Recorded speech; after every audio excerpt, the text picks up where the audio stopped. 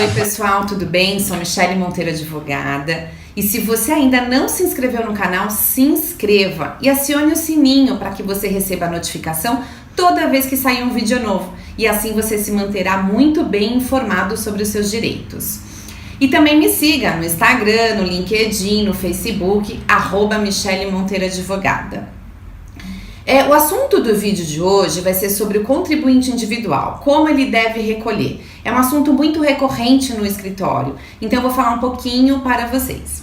O contribuinte individual é o autônomo, aquele que presta serviços por conta própria, tanto para a pessoa física quanto para a pessoa jurídica. O médico, o dentista, o representante, o pedreiro, o advogado, entre outros. O contribuinte individual, quando ele presta serviços para a pessoa física, ele é o responsável pelo pagamento das contribuições.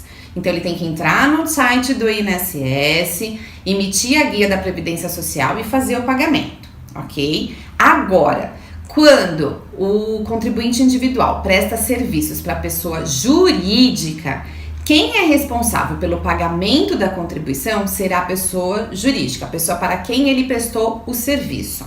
Como que funciona? Então, por exemplo, ele recebeu o valor, ele prestou o serviço, recebeu o valor de R$3.000. Deste valor de R$3.000, a empresa vai reter 11%, que vai ser 330, e ele vai receber o valor de 2.670, e os 330 a empresa vai fazer o pagamento para o INSS. Então, a empresa será responsável pelo pagamento, tá? Uma outra situação também que é muito comum. E se o contribuinte individual, Michele, ele fizer prestar durante um mês, prestar serviço durante um mês para duas empresas? E aí, essas duas empresas, como que faz? As duas empresas recolhem, como que funciona? Então, é importante dizer que o recolhimento, ele tem um limite, tá? A base de cálculo vai ter um limite. Qual é o limite? Hoje, é o valor de R$ 5.839,45. Então, se porventura ele trabalhou durante um mês para as duas empresas, e se somar os dois salários um valor maior que 5.839, ele vai ter que comunicar às empresas sobre os recolhimentos. Então, o que vai acontecer? Então, a empresa 1, ele ganhou R$3.000, ela vai reter os 11% sobre os R$3.000. A empresa 2 vai recolher, não sobre os R$3.000 que ele ganhou, vai recolher sobre R$2.839,45. Por quê? Os 3.000 mais somados 2.839,45 vai dar o valor do teto, tá? Então isso é importante. Mesmo que o contribuinte individual receba um valor maior que 5.839 hoje, ele tem que pagar sobre esse valor, tá? Agora, quando o contribuinte individual presta serviço só para pessoa física, qual é o valor que ele tem que pagar, Michele? Então, ele vai ter que pagar uma alíquota de 20% sobre o valor da sua remuneração mensal.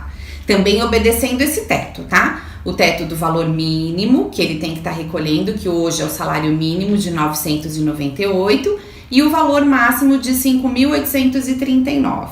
Então, tem que estar sempre entre esses valores. Michele, se porventura deu um determinado mês e ele ganhou menos que um salário mínimo, ele pode recolher com um valor menor que o salário mínimo? Não, então vai recolher sobre 20% sobre 998. Isso é muito importante que se tenha em mente. E se você recolher com a alíquota de 20%, você vai ter direito ao benefício, tanto a aposentadoria por idade quanto a aposentadoria por tempo de contribuição. Por que eu tô falando isso? Porque existe a possibilidade de você pagar com uma alíquota reduzida, que é a alíquota de 11% sobre o salário mínimo. Se você pagar com essa alíquota reduzida, você só poderá se aposentar por idade, tá? Outra situação muito comum que os contribuintes individuais cometem. Começam a pagar e deixam de pagar. E aí eles querem retornar o pagamento, ok, pode retornar tranquilamente, mas aquele período que ficou sem pagamento, eles querem pagar, os atrasados. Michele, pode pagar? Então, o contribuinte individual, ele tem a possibilidade sim de pagar esses atrasados, mas tem que tomar cuidado, tá? Por quê? Para você pagar esses atrasados, você vai ter que ter provas que de fato você trabalhou e só não contribuiu. Tá? Então você vai até a agência do INSS ou até mesmo pelo site da Previdência, você pode até gerar a guia e fazer o pagamento em atraso. Mas fique atento que lá futuramente, no momento da sua aposentadoria, esse período que você pagou em atraso, que será considerado para o INSS um período extemporâneo, você vai ter que comprovar, ele vai pedir provas, documentos de que de fato você trabalhou.